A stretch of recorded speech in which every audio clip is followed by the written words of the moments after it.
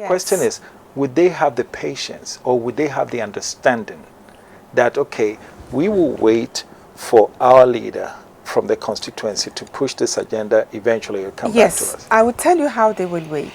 One, with an educational campaign explaining things clearly, but also with good governance. You see, there are certain things that you cannot hide. One of them is good governance. Yeah. You see, you can easily spot when things are transparent, when people understand where money is going and see it. You can see it and understand it. You see? In fact, very often when people ask, oh, how did Kwame Nkrumah manage to do it? He managed to do it because, you know, he forced morality into politics. Okay. You know, he made himself chairman of the Volta River scheme, the whole project, which entailed dozens of contracts. He didn't make a pesewa out of those. He had this house built, which today is the guest house there for dignitaries. You can, from it, on top of it, you can see the whole project. Apparently, he used to be there overseeing the whole the construction, the pace of construction. Now that project was finished a year in advance, ahead of schedule, 20% under budget. And so when you say that, Under right, budget. the president of the country makes himself the chairman of the, and this is one of those really tricky questions. And you factor in the, you know, the one-party state and all those things.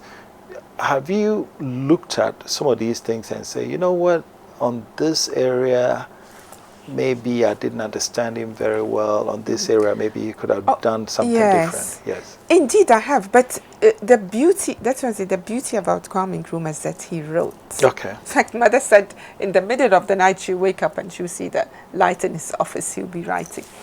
Now, he explained all that thoroughly. Now, the one-party state was the done thing at the time. Because look around the African countries.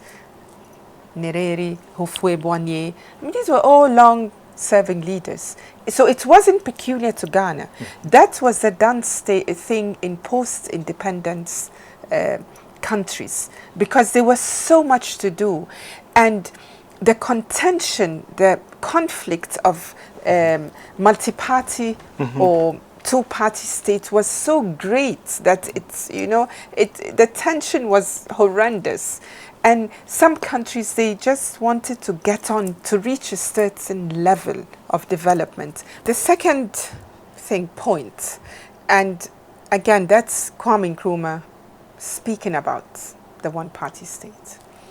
And what he said is this, I'm paraphrasing because I don't remember the exact quote, but he's saying that a one-party state can only succeed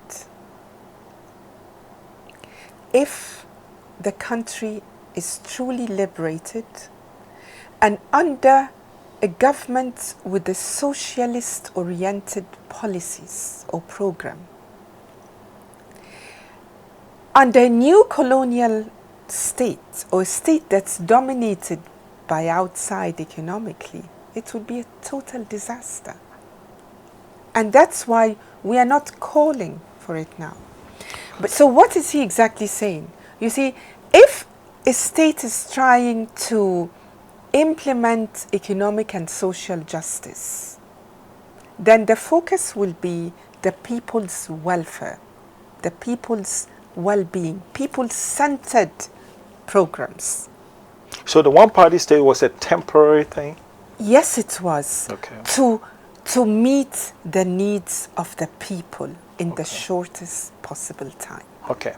It must be understood, because that was the program. There was a specific program that depended on some economic plans, and that was people-centered, free and compulsory education, manufacturing, producing everything we have. Once we would reach a certain level, then it would be easy to have the luxury of competing on ideas. But then let's look at us today. We have, to all intents and purposes, a two-party state. They are smaller parties, but they are not playing a role in changing policies. Now we have two parties, but the direction of the economy is the same, essentially the same. Okay. I'm not saying the personalities are the same. You see, in every party, you have good people and not so good people. But the most important thing, the independent economy, we have not moved into that direction yet. We're going to close up, but when you say along this one party thing, China just made Xi Jinping pretty much the lifelong leader. Yes. When you look at how they have moved recently, they've grown exponentially.